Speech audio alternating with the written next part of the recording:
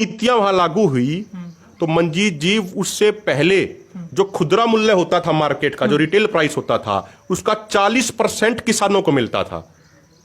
और जैसे ये नीतियां अमेरिका यूरोप में लागू हुई तो रिटेल प्राइस का, खुदरा मूल्य का मात्र 15% वहां के किसानों को मिलता है।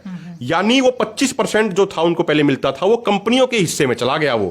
तो जब अमेरिका और यूरोप में ये चीजें फायदा नहीं पहुंचा पाई तो भारत में किसानों को कैसे पहुंचाएगी? नंबर एक बात। अगली बात है, समझिए, हम अमेरिका में जो किसान हैं वहां पे सिर्फ 2% किसान हैं और एक किसान के पास हजारों एकड़ जमीन होती है। वहां पे खेती बिजनेस है और एक किसान को वहां पे लाखों करोड़ों रुपए की सब्सिडी हर साल सरकार देती है। अमेरिका तो 5 गुना बड़ा है इंडिया से। बड़ा भी है। और आप देखिए अभी जो उन्होंने अपने जो उनके सीनेट है उसमें लेके आए, अमेरिका ने ये कहा कि वो अगले 4 साल के लिए $810 बिलियन की सब्सिडी अपने किसानों को डायरेक्ट कैश सब्सिडी दे रहा है। $1 बिलियन में मैं आपके व्यूअर्स को समझा दूं, हजारों लोग हरियाणा में आपको सुनते हैं, $1 बिलियन में हो गए 7,500 करोड़ रुपया। तो $810 बिलियन तो वो डायरेक्ट कैश दे रहे हैं। वहां पे उनके लिए वो धंधा है, वो बिजनेस है खेती। हमारे यहां पे सब्सिडी से किसान का पेट नहीं पलता है, हमारे यहां पे फसल बेचने से वो पेट भरता है। और यहां पे फसल अब सरकार खरीदना खत्म कर रही है WTO के दबाव में, गैट समझौते के दबाव में। ये उन्हीं का दबाव है कि सरकार अब MSP को खत्म करने जा रही है। जब वहां का किसान उन मुक्त व्यापार नीतियों को नहीं झेल पाया, अमेरिका यूरोप का किसान, तो हमारा यहां पे किसान जो पहले ही मरा हुआ है वो उन मुक्त व्यापार नीतियों कैसे झेल पाएगा? तो ये बिल्कुल साधारण सी समझने की बात है। ये सरकार जो है, सरकार का एजेंडा बिल्कुल साफ है।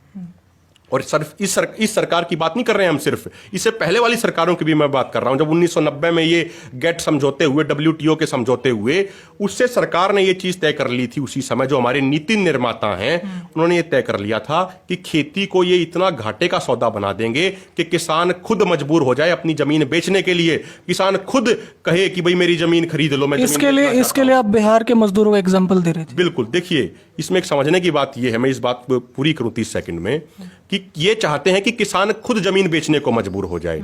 उसके बाद ये औने पौने दामों पे कंपनियां जमीन खरीद लेंगी। फिर जब वो बेरोजगार हो जाएगा, जब खेती करने लायक भी नहीं रहेगा वो किसान, नौकरियां बची नहीं है, तो वो शहरों में जाके मजदूर बनेगा। तो उन्हीं कंपनियों को जिन्होंने हमारी जमीनें खरीदी हैं वही हमें सस्ते मजदूर के तौर पर अपनी कंपनियों में इस्तेमाल करेंगी। आपने बात कही बिहार के मजदूरों की।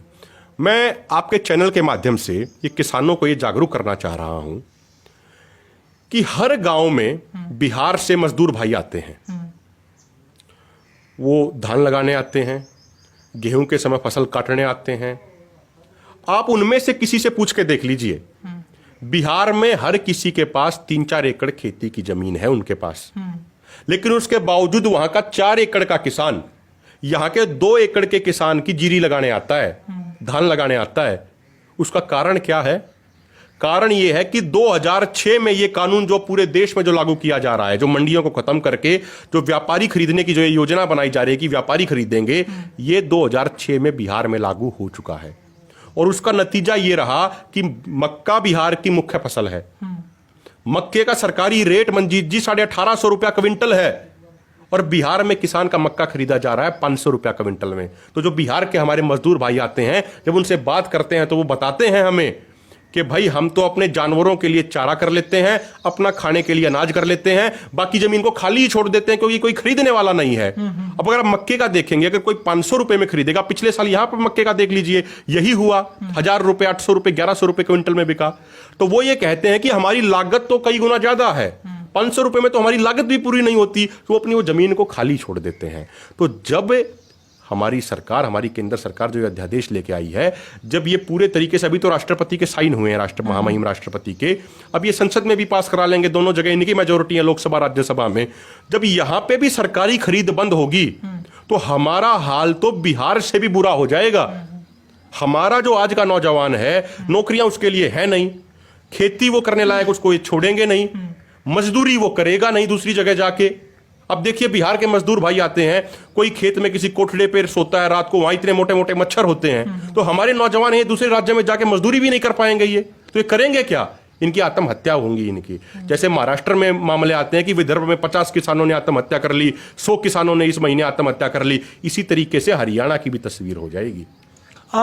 ये लोगों का रिएक्शन है। कुल मिला के जो 3 नए अध्यादेश हैं वो किसानों के देखिए, हक में नहीं है, आपको ऐसा लगता इसमें है? एक चीज मैं आपको बताऊं, जैसे एक और जो अन्य जो मुख्य अध्यादेश है इसमें, वो है कॉन्ट्रैक्ट फार्मिंग का, कि भाई ठेकेदारी वो बहुत प्रथा है, important है। ठेकेदारी प्रथा एक तरीके की। मैं बिल्कुल सरल भाषा में आपके लाखों व्यूअर्स को समझाऊं इसको, तो होगा क्या कि जमीन हमारी होगी, खेती कंपनी करेगी, हमें उस पर मजदूरी करनी है बस, और कंपनी अपने हिसाब से खेती कराएगी। वो कह देगी कि भाई ऐसे ऐसे आप करो। उसके बाद वो ये भी शर्त रख देगी कि मान लीजिए किसी ने आलू की खेती कर ली, तो कंपनी पहले ही रूल बना देगी कि आलू इतना गोल होना चाहिए, इतना लंबा होना चाहिए, इतनी उसकी लंबाई होनी चाहिए। अगर वो उसके सारे मापदंडों को पूरा करेगा तो ही कंपनी खरीदेगी, नहीं तो कंपनी नहीं खरीदेगी। आप एक बात बताइए, किसान मेहनत करता है, वो धरती के अंदर वो बीज बो सकता है, वो मेहनत कर सकता है वहां पे, लेकिन अब वो आलू गोल होगा या लंबा होगा ये तो किसी के हाथ में भी नहीं है। ये तो कंपनी बाद में खरीदेगी नहीं। यही हुआ पिछले साल गुजरात में। हमारा संविधान कहता है कि बीज के ऊपर अधिकार किसान का है। तो जब किसी किसान ने अपनी आलू की खेती की तो पेप्सिको कंपनी ने किसानों के ऊपर 4 करोड़ का मुकदमा कर दिया था गुजरात में। अब आप 10 दिन पहले की घटना है ये, राजस्थान के जैसलमेर में कंपनी ने किसानों से एग्रीमेंट किया कि भाई हम आपकी जमीन ले लेते हैं 50 साल की लीज पे, और 1 साल के 1 एकड़ के देंगे 9400 रुपए। और उसमें सरकार ने, उसमें कंपनी ने, माफ कीजिएगा, कंपनी ने उसमें एक कंडीशन लगा दी, अंग्रेजी में एग्रीमेंट किया है ताकि किसान को समझ ना आए, और उस एग्रीमेंट में लिख दिया कि कंपनी जब चाहे एग्रीमेंट तोड़ सकती है लेकिन किसान नहीं तोड़ सकता। और सबसे खतरनाक बात, वो जमीन किसान की है, कंपनी ने तो सिर्फ लीज पे ली है, लेकिन उस जमीन पे कंपनी बैंक से लोन ले सकती है उस जमीन के आधार पे। मान लीजिए वो कंपनी कल को भाग गई तो बैंक तो हमारी जमीन छीन लेगा, बैंक तो हमारे जमीन की कुर्की कर लेगा, तो किसान कहां जाएगा। तो कुल मिला के जो ये कॉन्ट्रैक्ट फार्मिंग है, ये एक तरीके से बंधुआ मजदूर बनाने का कानून है जैसे पहले होता था। और जो तीसरा, मैं अंतिम आपको ये कहा, आपने तीसरे अध्यादेश की भी बात करी, जो इन्होंने बनाया कि भाई आलू प्याज दलहन तिलहन पे जो स्टॉक लिमिट लगी हुई थी कि भाई इससे ज्यादा आप उसको स्टोर नहीं कर सकते, वो इन्होंने, सरकार ने हटा दी है। और ये कहा है इन्होंने कि भाई इससे किसानों को फायदा होगा, किसान अपना सामान उस समय बेच पाएगा जब दाम ज्यादा होंगे मार्केट में। आप मुझे बताइए, आप भी ग्रामीण बैकग्राउंड से आते हैं, कि स्टोरेज क्षमता तो किसान के पास है ही नहीं, किसान स्टोर कर ही नहीं सकता। जो उसने कर्जा ले लिया रखा होता है आड़ती से, केसीसी का लोन ले रखा होता है, वो उसको वापस देना होता है। वो तो इस इंतजार में रहता है कब मेरी फसल तैयार हो, मैं इसको बेच के अपना कर्जा उतारूं, आगे के खर्चों का इंतजाम करूं मैं। तो वो कहां स्टोर कर पाएगा। इसको तो अंबानी अडानी जैसे बड़े बड़े कॉर्पोरेट स्टोर करेंगे और बाद में ग्राहकों का भी शोषण करेंगे। सरकार कह रही है कि अब हमने किसानों को ये स्वतंत्रता दे दी है कि किसान किसी भी राज्य में जाके अपना सामान बेच सकता है। जो एक 4 एकड़ का किसान है, अगर उसने अपने 4 एकड़ में गेहूं की खेती की है, तो वो अगर उसको दिल्ली लेके जाएगा, अगर वो उसको दूसरे राज्य में लेके जाएगा, तो उसका किराया ही इतना लग जाएगा कि उसके पास कुछ बचेगा नहीं उसके पास। तो उसे तो अपनी नजदीक की मंडी चाहिए, और सरकार उस मंडी सिस्टम को खत्म कर रही है।